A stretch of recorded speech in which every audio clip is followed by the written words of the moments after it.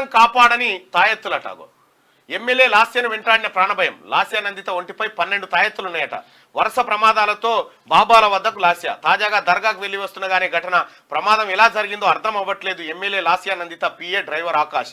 2 ప్రమాదాల నుంచి ఆమె త్రుటిలో తప్పించుకున్న లాస్యా నందిత ఆలయాలకు వెళ్లి ప్రత్యేక పూజలు చేశారు. దర్గాలు బాబాల దగ్గరకు వెళ్లారట. నాకెందుకో ఈ ప్రమాదం మీద అనుమానాలు వ్యక్తమవుతున్నాయి.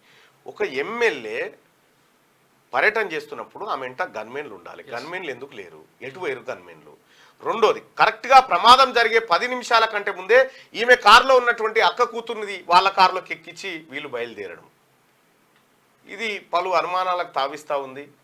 సో లాస్యా నందిత నిజంగా రోడ్డు ప్రమాదానికే గురైందా లేకపోతే ఇంకేమైనా జరిగిందా? ఒకవేళ ఆమె కారు ముంగటి వాహనాన్ని ఢీకొంటే ఆ ముంగటి వాహనం ఏది? ఆ ముంగటి వాహనం నుంచి ప్రమాదం ఎదురైతే ఆ ముంగటి వాహనం ఏది, ఎవరిది, ఎందుకైంది? లాస్యా నందిత యాక్సిడెంట్ పైన పలు అనుమానాలు వ్యక్తమవుతా ఉన్నాయి. దీనిపైన ఎంక్వైరీ జరగాలి. ఇది సంగారెడ్డి పోలీసులు కూడా ఇదే అనుమానాలు వ్యక్తం చేస్తూ ఉన్నారు.